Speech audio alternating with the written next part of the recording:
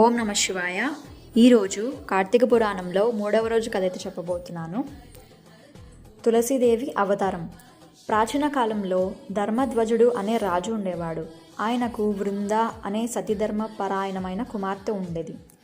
వృంద మహాభక్తురాలు. బాల్యంలో నుండే విష్ణువు మీద అపారమైన భక్తి కలిగినది. తరువాత ఆమెకు జలంధరుడు అనే అసుర రాజుతో వివాహం జరిగింది. జలంధరుడు సముద్రుని పుత్రుడు. అతనికి అపారమైన బలం ఉండేది. కానీ ఆ బలం అతని భార్య వృందా పతివ్రత శక్తి వలనే అని దేవతలు గ్రహించారు.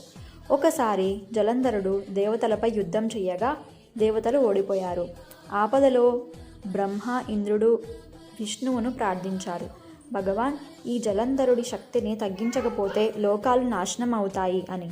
అప్పుడు విష్ణువు యుక్తి ఆలోచించి వృందా భర్త రూపంలో ఆమె ఎదుట ప్రత్యక్షమయ్యాడు. వృంద ఆయనను తన భర్త జలంధరుడిగా భావించి పతివ్రత ధర్మం వికటించింది. అప్పుడే జలంధరుడు యుద్ధంలో మరణించాడు. ఈ విషయాన్ని తెలిసిన